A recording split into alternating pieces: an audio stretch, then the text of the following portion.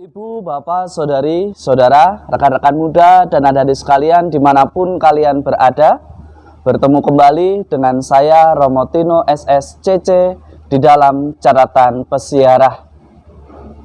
Dengan belajar ketaatan dari Sang Guru kita Tuhan kita Yesus Kristus, kita akan tahu bahwa dengan taat kita ditinggikan.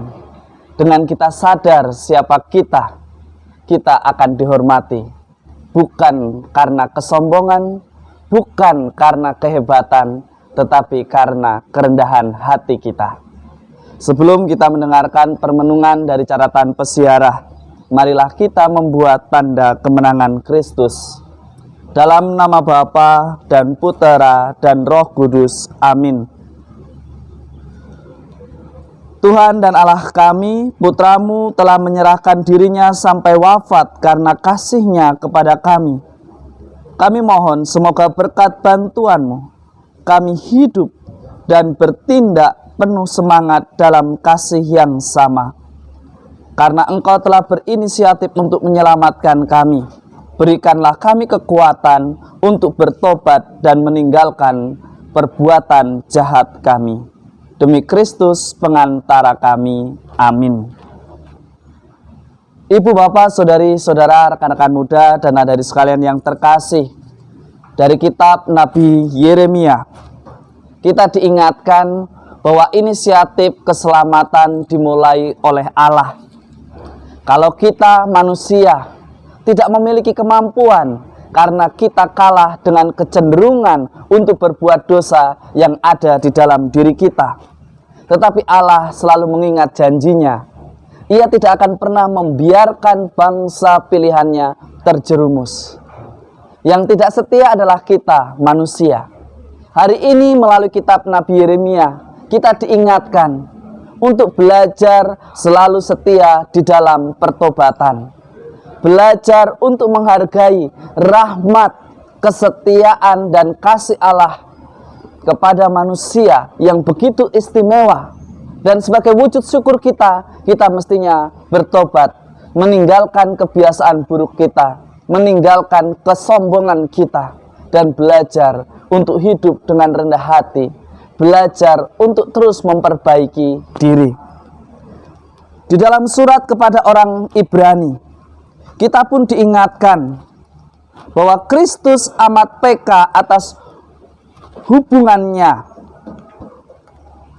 atas putusnya hubungan Allah dengan manusia karena kecongkakan hati manusia, karena kekebalan hati manusia yang menaruh kepercayaan kepada Allah lain.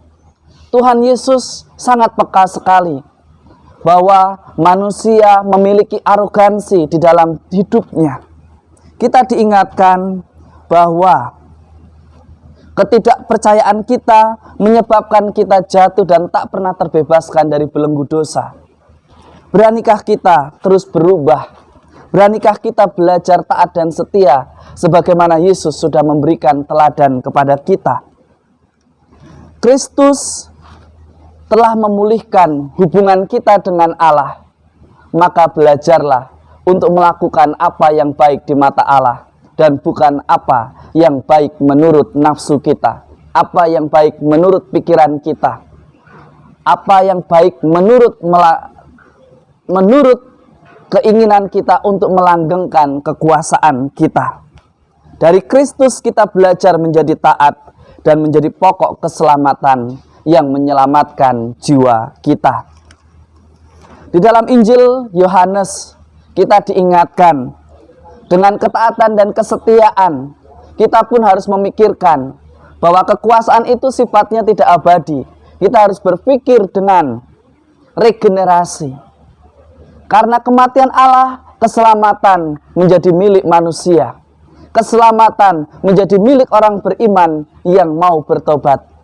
Beranikah kita yang mengaku diri sebagai murid Kristus mengorbankan diri demi keselamatan semua orang, bukan hanya untuk melanggengkan kekuasaan kita, tetapi demi keselamatan yang dirancangkan Allah terjadi di dalam hidup kita.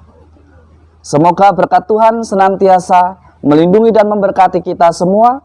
dalam nama Bapa dan Putera dan Roh Kudus. Amin.